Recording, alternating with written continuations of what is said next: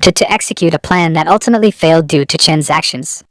Xiaobai becomes angry and declares that he will make Chen cry, and then instructs her team to implement Plan B.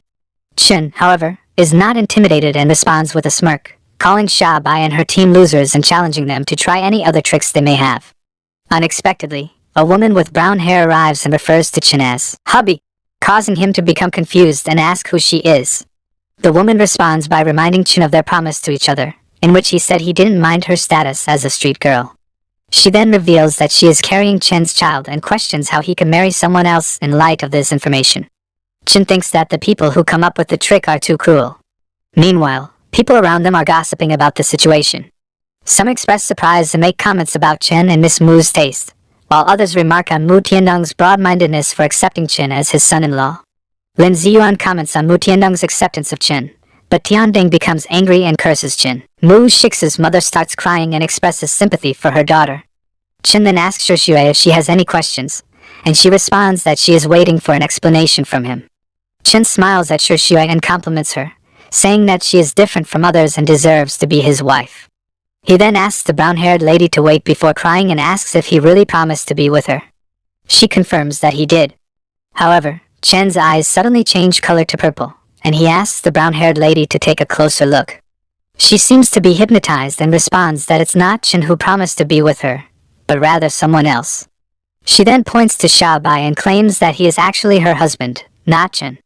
Xiaobai is shocked and confused by the brown-haired lady's claim that she is his wife, and he tries to silence her by covering her mouth with his hand. The lady, however, insists that she is his wife and that he had asked her to impersonate Jiang Chen's wife. Xiaobai denies knowing the woman and tries to silence her again, but she threatens to reveal everything she knows about him if he denies her. Chen then adds a sarcastic comment, mocking Xiaobai's taste in women. The gossiping among the crowd resumes, with some people commenting on Xiaobai's supposed wife and his beautiful fiancée, who is revealed to be Miss Gu Anqi of the Gu family, and who is also Jiang Chen's ex-wife.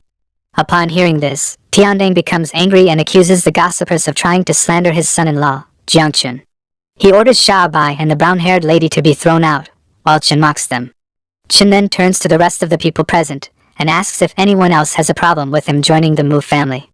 The people reply in the negative, suggesting that Chen is generally well regarded and accepted by the Mu family and its associates. Chen looks at Lin Ziyuan and asks if Lin's family will be okay with it, and if they won't hold Chen responsible for the potential breakup. Lin Ziyuan responds by congratulating them and saying that nobody can blame them. Chen then mocks Lin Ziyuan and pushes for the wedding to continue, which angers Lin Ziyuan. Lin Ziyuan asks Baldi if he found any problems before, and Baldi replies that although the two people became strange, there was no sign of being controlled. Lin Ziyuan suspects that something is not right but cannot find any loopholes or evidence to turn the tables on the Mu family yet. He also thinks that Jiang Chen is problematic and should be observed for a while. Next, Chen's sitting in the bridal room and thinking about his new wife's thoughts and experiences as a woman. He starts thinking about strange things, and then Shixue enters the room and interrupts his thoughts. Shixue tells she has something to tell him. Chen makes a humorous comment to Shixue about the hassle of taking off all her clothes before sleeping because she has so many to wear. Shixue hesitates for a bit, and reveals to Chen that she doesn't like him, and that the marriage is only an act. She tells him that she hopes he won't take it seriously either, but she won't hold him back. Then, Shixue calls someone into the room, which confuses Chen. Chen sees a red-haired girl standing in front of him in his bridal room with his wife and asks her what she is doing there. Chen was shocked to see another girl with Shixue in the bridal room and asks her what it means. Shixue explains that Xiaoyan will take his bridal chamber instead of her, and she won't bother him anymore. Chen is confused by Shixue's intentions and looks at Xiaoyan and says that if that's the case, he won't hesitate. Shixue stands in front of the bridal room door and listens to what is going on inside the room. She hears some misunderstood sentences and feels a little uncomfortable. Meanwhile, inside the room, Chen is treating Xiaoyan, who says that it is very comfortable. Chen explains that he is sorting out the hidden dangers of old diseases in her body, and that she will look radiant after he is done. This is how Chen spends his first night with Xiaoyan. In the morning, Chen comes out of the bridal room and comments on how well he slept. He then sees Shixue and she makes a sarcastic comment about him being a person addicted to beauty, referring to Xiaoyan. Chen doesn't understand Shixue's words and explains that he was tired and inexperienced, which made him take longer. Shixue gets angry and tells him to shut up, and urges him to have breakfast as the whole family is waiting. Chen then expresses his confusion about women's behavior, saying they are hard to understand. Next, Chen is getting into a car with some people and instructs the driver to take them to the Palace of Hell. The driver warns Chen that if he goes there, he will immediately lose everything he has. Chen dismisses the warning and promises the driver that he will take him to a good show. The driver explains that the Hell Palace is a well-known entertainment venue among the upper class in Asakawa. It offers a wide range of experiences, including food, culture, alternative art, screenings of banned films, and gambling. Chen and his companions enter the Hell Palace, a well-known place for the upper class in Asakawa, where they engage in gambling. Chen sits on a chair and asks the lady in front of him, who is referred to as the banker, if he can borrow 2 gold bricks. The banker agrees and orders a waiter to bring the bricks. Chen uses the gold bricks to gamble and loses all of it when he bets small. The banker lady says young Master Jiang appears to have lost a large sum of money in a gambling game, and Chen says it's his first time and asks to borrow 2 gold bricks to continue playing. The banker lady remarks that the gold bricks are worth over 1 million yuan each and that Jiang lost over 2 million yuan in just 5 minutes. She expresses disappointment in his loss. Chen continues to gamble even after losing all his previous games. One of his associates advises him to stop, but Chen insists on continuing because he thinks he is about to win. However, he ends up losing again and is left with only 2 gold bricks. Meanwhile, Xiaobai, who is observing this situation, makes a comment about Chen's reckless behavior, saying that he's dug himself into a hole and now must face the consequences. Xiaobai also expresses a desire to trap Chen and make him lose even more. Gu Qian makes a comment about Chen, saying that he is a loser who will go bankrupt because he doesn't know how to gamble properly. Gu Qian also implies that Chen deserves to lose because he made a mistake by getting involved in gambling. Xiaobai also speaks about Chen, expressing a desire for revenge because Chen had made him look bad in the past. Xiaobai wants Chen to experience despair and failure. However, the banker lady tries to console Chen by suggesting that he play again and possibly win back his losses. Despite having lost all his money, Chen seems undeterred and even optimistic about his chances. He smiles and asks to borrow 10 gold bricks. A half-bald man reacts to Chen's request to borrow 10 gold bricks by stating that they are worth more than 10 million yuan. Another man, who is wearing a blue dress, mocks Chen, saying that he is a rookie who will lose all his money quickly. Despite the criticism, Chen continues to gamble and places another bet on small. The banker lady confirms his bet, and Xiaobai, who has been observing the situation, comments on the croupier's skill and reputation as the king of thousands of kings. Xiaobai suggests that Chen is unlikely to win by luck and predicts that he will become a lost dog. The banker lady shuffles the dice and comments on Chen's youth, expressing sympathy for his losses. However, when she reveals the dice, she is confused because they all show small numbers. Chen sees this and claims that he has won the round. Xiaobai also expresses confusion about the situation and questions the croupier's actions, while Gu Qian suggests that they should take advantage of Chen's addiction to gambling and win again. The banker lady asks Chen if he is still playing, and he confirms that he is by betting all 20 of his gold bricks. The lady is determined not to make any mistakes this time and shuffles the dice before revealing them. However, Chen wins again. Chen comments on his luck and continues to bet, always choosing small and winning every time. The other people betting alongside Chen also win. Chen then jokes about whether the Hell Palace has enough cash reserves to exchange their gold bricks for money. However, when they try to exchange their gold bricks for cash, the manager informs them that it is not possible at the moment, apologizing for the inconvenience. The people who wanted to exchange their gold bricks for cash become angry and start insulting the Hell Palace and its owner because they were not able to exchange their gold bricks for cash.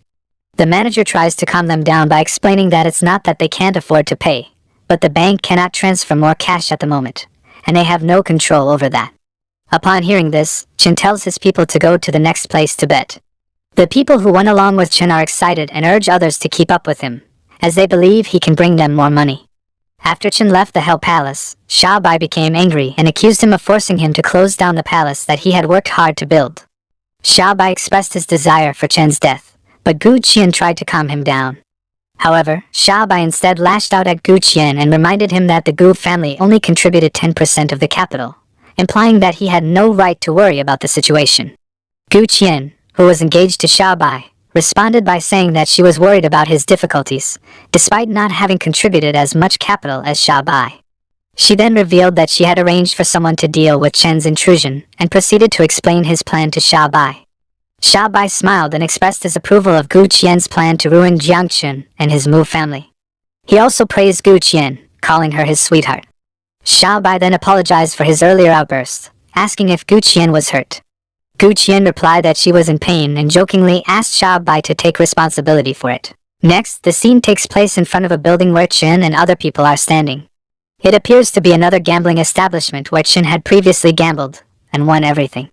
A man with blue hair asks Chen if they should continue closing down small clubs, to which Chen agrees and declares that he will close all of Sha's stores that night, causing Sha to lose everything and go bankrupt. While Chen is planning his next move, he notices a picture of himself on an information board nearby. Curious, he approaches the board to read what is written along with his picture. The text alleges that Jiang Chen, the richest man in the city, is a notorious gambler suspected of gambling with $10 million in gold. Chen is shocked to see the information board's allegations against him and realizes that Xiaobai had used this as a tactic to manipulate public opinion against him. He swears to teach Xiaobai a lesson and orders his men to go to the orphanage. After a while, Xiaobai and Gu Qian see another bulletin praising Chen for donating millions, and Xiaobai becomes furious with Gu Qian for suggesting a plan that failed to ruin Chen. Xiaobai is further frustrated when a man enters the room and reports that they had lost nearly 100 million in a financial settlement the night before. Despite the setback, Xiaobai orders the man to keep the business open, determined to earn the money back sooner or later. He also expresses his disbelief that Jiang Chen can keep coming back every night to close down their establishments. The next morning, people start gossiping about Jiang Chen, the son-in-law of the Mu family, and his recent success in closing down several clubs owned by Dingfeng's young master, Xiaobai, within a few days. They also discuss how Dingfeng's finances were already in a tight spot, and now they are even worse off due to Chen's actions. Some people also share rumors that they have heard, saying that Jiang Chen had vowed to make Xiaobai kneel down and apologize. They also mention that Chen has threatened to patronize any new establishment that Xiaobai opens. Next, Chen is sitting while Xiaobai is kneeling down in front of him, begging for forgiveness. Xiaobai pleads with Chen to raise his hand and forgive him. Chen responds by telling Xiaobai to leave and warning him not to appear in front of him again. Chen threatens that if Xiaobai dares to appear again, he will make him go bankrupt. Xiaobai agrees to Chen's conditions. After Chen and his people leave, Xiaobai becomes furious and vows to make Chen kneel down and beg him someday. This shows that Xiaobai is still not giving up on his revenge against Chen and is determined to find a way to defeat him. Next, Shixue, her father Mu Tiandang, her mother, and Chen are all present in Mu's villa. Mu Tiandang is interrogating Chen and asking him what he has been doing for the past 2 days. Chen replies that he has been playing with friends but that he will help find a solution to the crisis. However, Mu Tiandang gets angry and accuses Chen of lying and lacking integrity. He questions where the solution is and implies that Chen is just wasting his time playing poker. Chen responds to Mu Tiandang's accusation of lying by showing him a bottle of pink liquid and claiming that it is the key for the Mu family to survive the crisis. Shixue asks what it is, and Chen explains that it is a product that will take Xinxian to a higher level in a short amount of time. He mentions that the Lin family had cut off their jade supply, which would result in significant financial and reputational losses. However, the pink liquid, if mass-produced, could compensate for the loss. In this scene, Mu Tiandang seems happy with Chen's explanation and praises him for his work on the scar cream, indicating that it has excellent sales. Chen responds to Mu Tiandang's praise by saying that he has many good prescriptions and that Tiandang can wait and count the money in the future. Tiandang expresses his trust in Chen. However, the scene is interrupted by a butler rushing in and announcing that Shixue has been kidnapped. Tiandang becomes frightened and assumes that someone is jealous of their sales and wants to harm them. He asks Chen what they should do. Chen becomes angry upon hearing that Shixue has been kidnapped and vows to find out who is responsible. Meanwhile, Shixue is shown tied up near a river and shouting at her captors to leave her alone and not touch her. Her kidnappers are shown smiling oddly. One of the kidnappers asks another if they should dispose of Shixue since Chen has not shown up yet, despite the time being 3:30. Shixue becomes frightened and pleads with the kidnappers not to approach her. She then shouts for Chen to come and rescue her.